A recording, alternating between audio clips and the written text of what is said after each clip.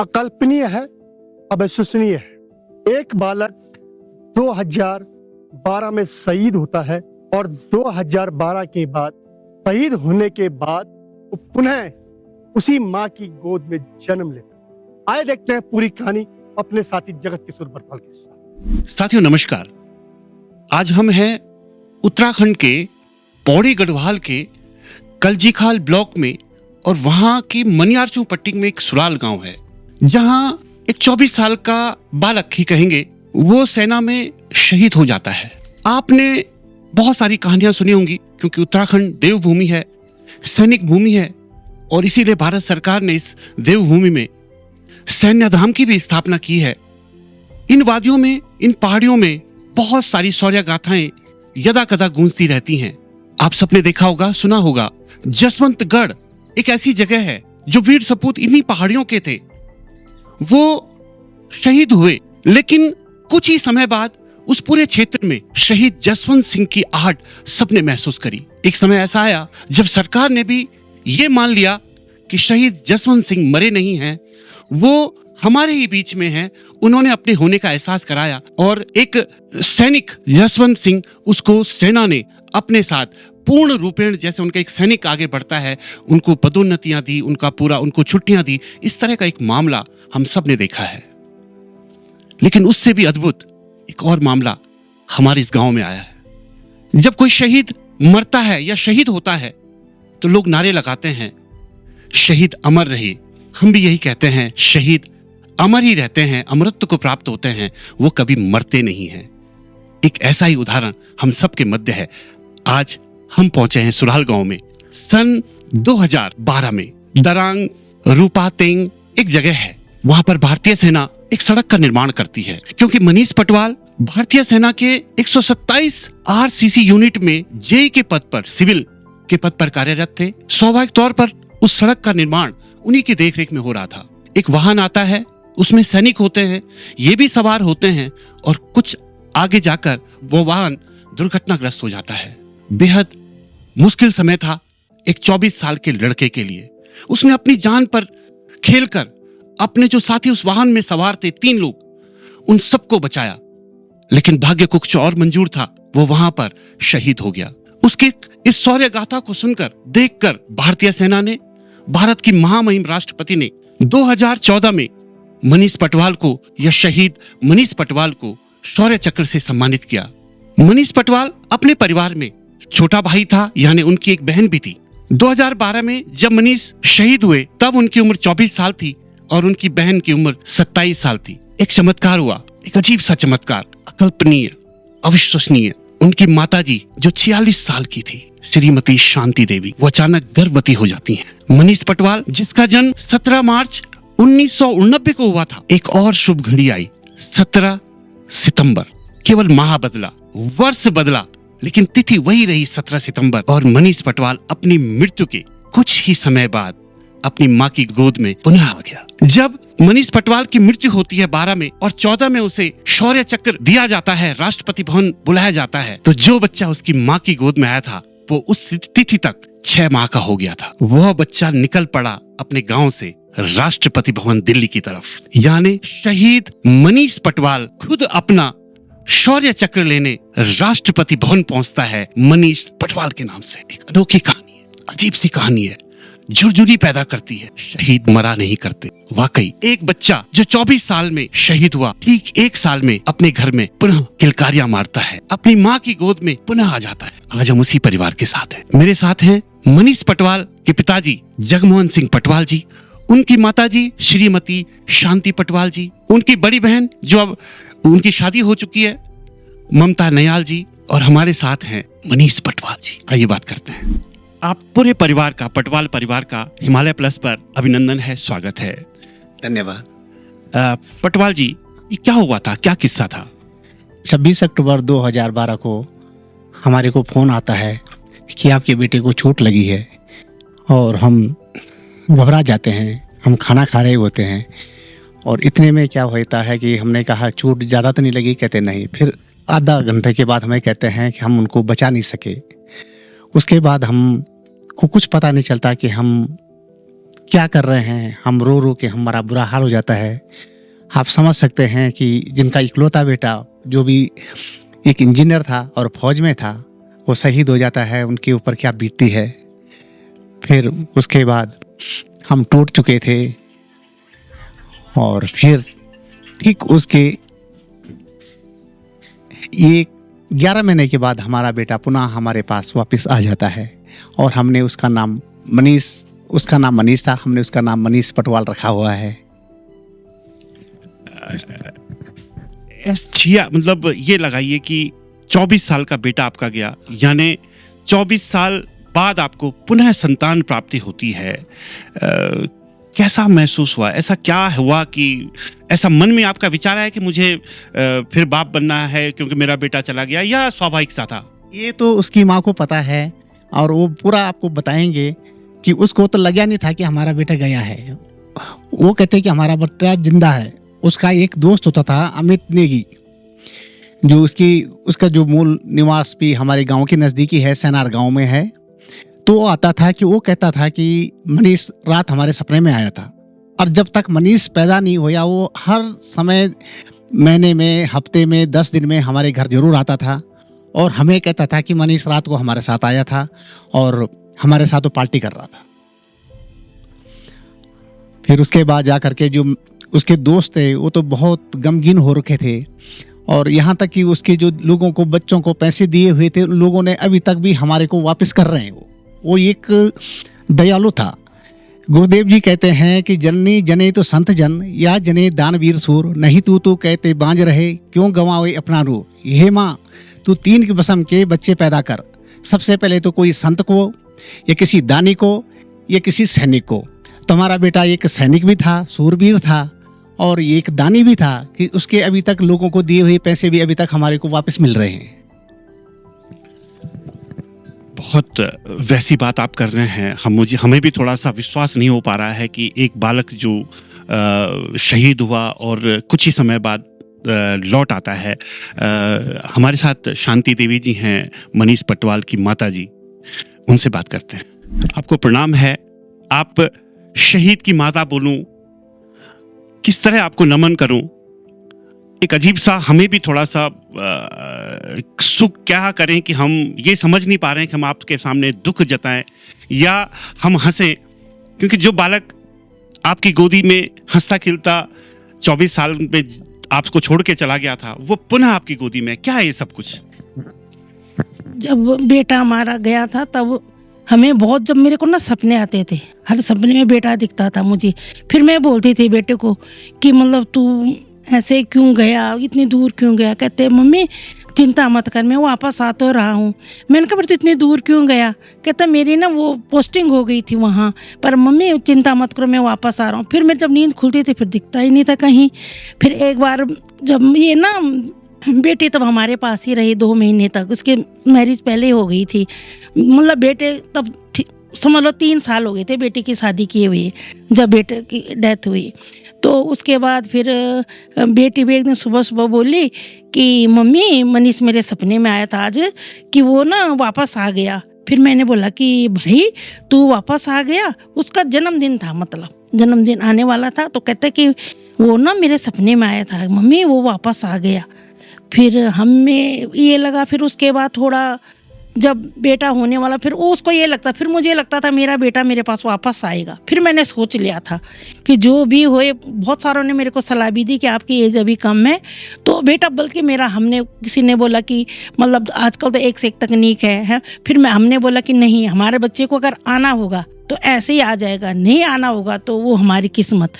लेकिन मुझे पूरा विश्वास था परमात्मा पे भी और अपने बेटे पे, क्योंकि मेरा बेटा कभी हमें ऐसे छोड़ नहीं सकता था। मुझे यही दुख होता था कि मेरा बेटा ऐसे छोड़ नहीं सकता हमें। तो फिर उसके बाद जब मैं प्रेग्नेंट हुई, मतलब उसके 3-4 महीने बाद बेटे के ख़त्म होने के 2 मतलब जनवरी में, है ना। उसके बाद जब बेटा होने वाला भी, तो हमने किसी को नहीं बताया कि हमें ऐसे ऐसे वो है ना। उसके बाद सिर्फ बेटी को पता था, बाकी हमने किसी को नहीं बताया, किसी को पता भी नहीं लगा। जब बेटा मतलब होने, यहाँ तक कि जो मेरे देवर जी है उनकी बिटिया है छोटी, तो उससे बहुत प्यार करता था बेटा मेरा। तो उसने एक दिन सुबह सुबह बोल दिया, जब बेटा होने वाला ही मतलब महीना ही था, बेटे मतलब कहते कि सुबह सुबह ना वो भैया ही बोलती थी कि मम्मी भैया मेरे सपने में आए, सुबह सुबह मेरे को हाथ हिलाया मेरा, तो बोलते कि गुड्डू उठ मैं आ गया हूँ। हमने इनको किसी को नहीं बताया कैसे, लेकिन उसके ठीक 1 हफ्ते बाद मेरा बेटा पैदा हो गया था। तो उसके बाद जब पैदा हुआ तो मैंने तो बस ये देखा कि मेरा बेटा छोटे रूप में आ रखा है, पर मेरे पास वापस आ रखा, मैं उसको देखती थी। फिर उसके बाद जब ये धीरे धीरे थोड़ा बड़ा हुआ, इसका नेचर सेम ऐसा ही है, गुस्सा होना, दिमाग मतलब ऐसे गुस्सा भी होना और होशियार भी ऐसे ही। जब उसकी डेथ भी हुई थी तो सब ने बोला कि वो उसने ट्रॉली के नीचे आ गया, उसका जो पीछे टायर के उसके नीचे आ गया। मैंने कहा मेरा बेटा, कहता उसने छलांग मारी तो उसके नीचे का। मैंने कहा मेरा बेटा इतना होशियार है, वो कभी ऐसे टायर के नीचे आ ही नहीं सकता। अगर उसने अगर छलांग में मारी को, सबसे पहले मेरे को उसका दिमाग बहुत तेज चलता था, तो उसने वही चीज़ की। सबसे पहले जो उसके साथ 2 उसके पैनर गार्ड को या होते हैं वो आर्मी के जो मिले हुए थे, उसको पहले उनको ही गिराया उसने नीचे, उनको फेंका। उसके बाद जब ड्राइवर फंस गया कहते हैं ना, तो ड्राइवर को खींचने लगा, नीचे से उतर के खींच रहा था वो ड्राइवर को, तो ट्रॉली आगे आगे को खिसकती रही ट्रैक्टर, तो वो पीछे वाले टायर के उसमें आ गया कहते वो। तो मुझे ये था कि मेरा बेटा हमें कभी ऐसे छोड़ के नहीं जा सकता। फिर उसके बाद हमें अब ये है कि हमने नहीं सोचा, हम तो ये सोचते कोई ऐसे बोलता है ना कि तुम्हारा बेटा ऐसे हो गया, मुझे बड़ा दुख होता है। मुझे सोचते मेरा बेटा तो मेरे पास आ रखा है, तो इसलिए हमें सब कुछ उसका सेम नेचर वही, सब चीज़ वही है।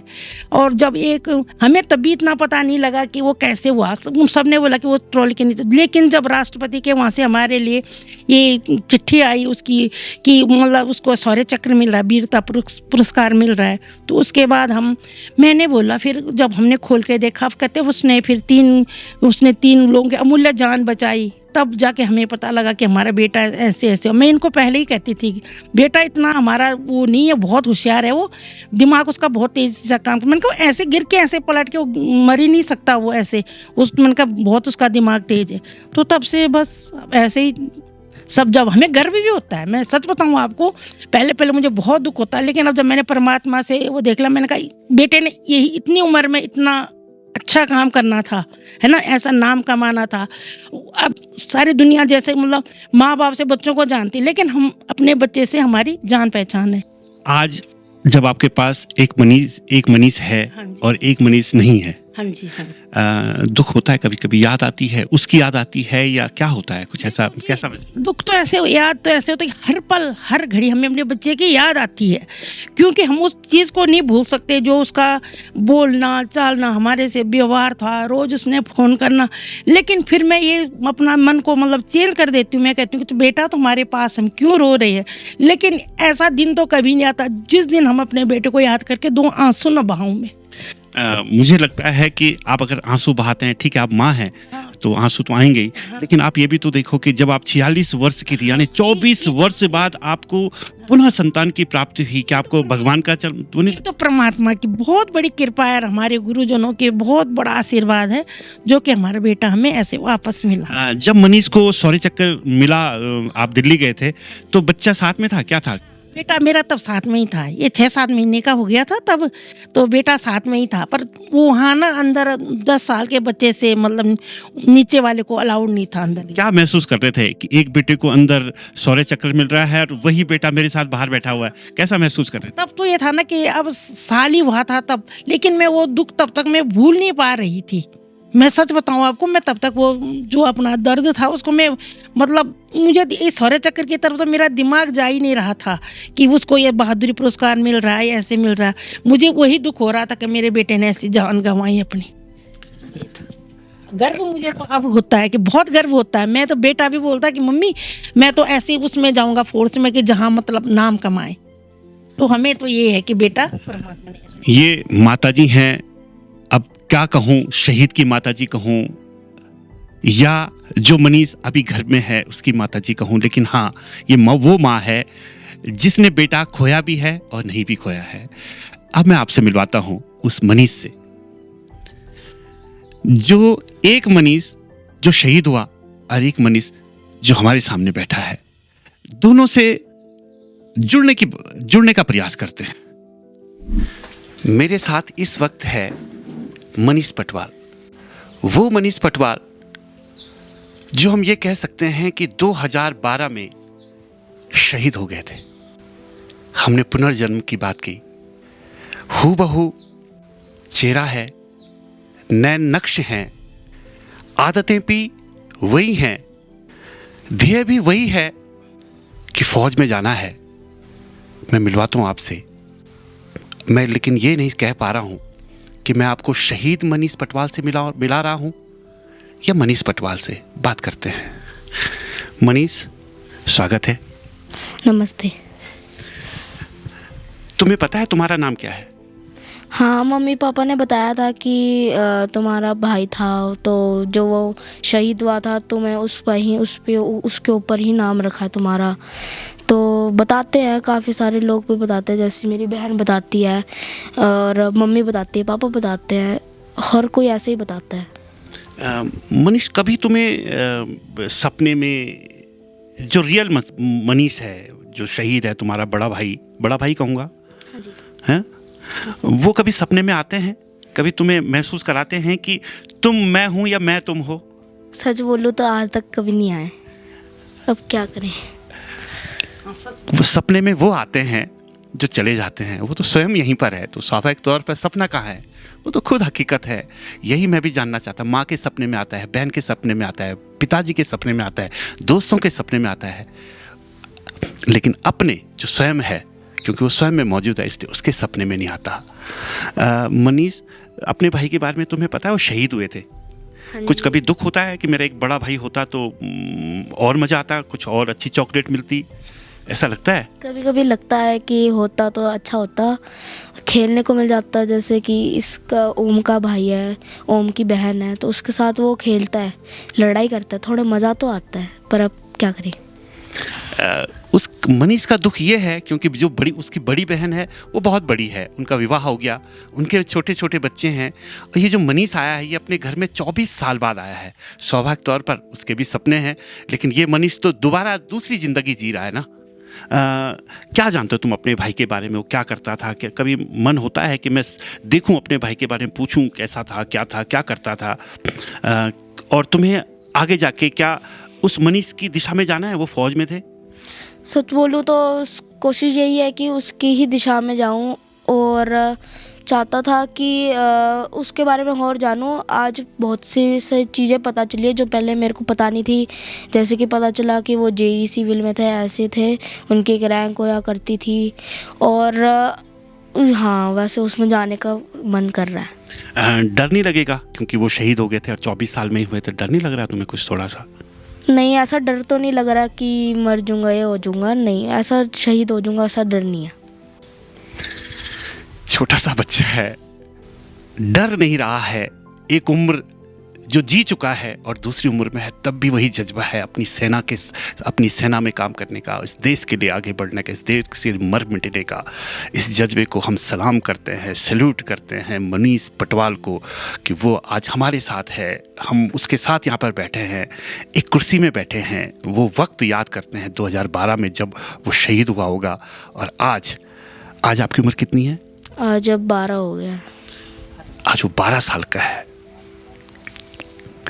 तिथियां भी अपने आप में झकझोर देती हैं। 2012 में मृत्यु हुई, 12 साल बाद हम उससे साथ मुलाकात कर रहे हैं, हमारे लिए भी अप्रत्याशित है, अकल्पनीय है, सोचनीय है।